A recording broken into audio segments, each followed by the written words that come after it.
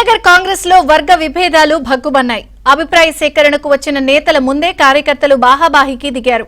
Party కోసం పనిచేసిన వారికి పదవులు ఇవ్వడం లేదని ఆరోపిస్తున్నారు. పరిశీలకుల ముందే ఆందోళనకు దిగారు.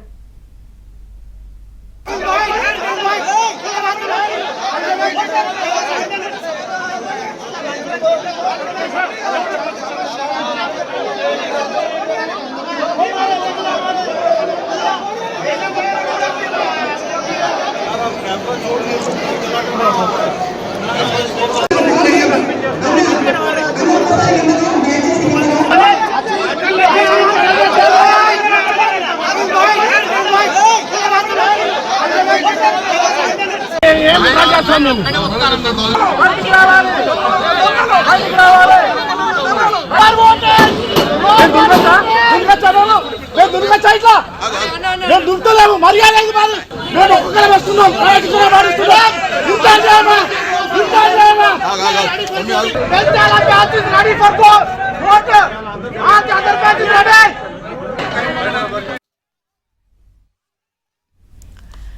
కరీంనగర్ కాంగ్రెస్ లో వర్గ విభేదాలు భగ్గుమన్నాయి. అభిప్రాయ సేకరణకు వచ్చిన నేతల ముందే కార్యకర్తలు బాహాబాహికి దిగారు. పార్టీ కోసం పనిచేసిన వారికి పదవులు ఇవ్వడం లేదని ఆరోపిస్తున్నారు. పరిశీలకుల ముందే ఆందోళనకు దిగారు.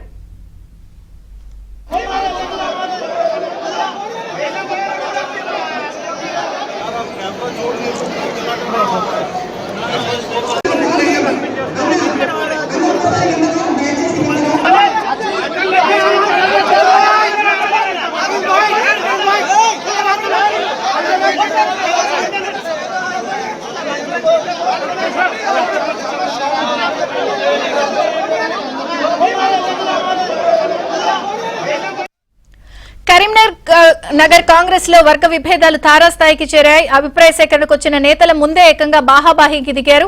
వివరాలు శ్రీనివాస్ అందిస్తారు. శ్రీనివాస్, విజయచంద్రిక డిసిసి కార్యాలయంలో కొద్దిసేపు ఉద్రిక్త వాతావరణం నెలకొంది.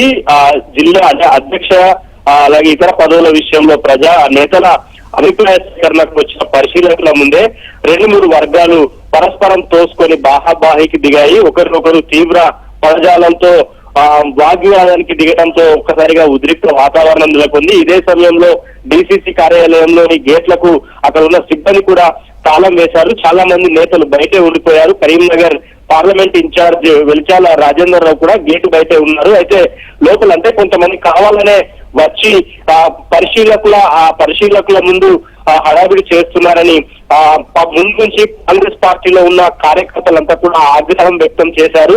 నియమ నిబంధనలకు అనుగుణంగానే పదవులు కేటాయించాలని అధికారంలోకి వచ్చిన తర్వాత కొంతమంది చేస్తున్న నేతలకు పదవులు ఇవ్వద్దంటూ కూడా మరో వర్గం నేతలు ఆందోళనకు దిగారు. సో పరిశీలకుల ముందే 2-3 వర్గాలు ఆందోళనకు దిగడం ఉద్రిక్త వాతావరణానికి అయితే దారితీసింది. ఇంకా పరిశీలకులు లోపలే ఉన్నారు. ప్రస్తుతం పరిస్థితి సర్దుమణిగినా కూడా గేట్లకు తాళాలు వేయడంతో చాలా మంది కార్యకర్తలు బయటే ఉండిపోయారు. అయితే బయట ఉన్న వారి అభిప్రాయంతో సంబంధం లేదని కేవలం లోపల అంటే ముఖ్య నేతలు ఎవరైతే అభిప్రాయాన్ని తీసుకోవాలనుకుంటారో వాళ్ళను మాత్రం లోపలికి పిలిచామని మరోవైపు డిసిసి అధ్యక్షుడు కూడా చెప్తున్నారు. సో మొత్తంగా ఉద్రిక్త వాతావరణం అయితే నెలకొంది. కార్యకర్తలంతా కూడా బాహాబాహికి దిగడం ఉద్రిక్త వాతావరణానికి దారితీసింది. విజయచంద్రిక.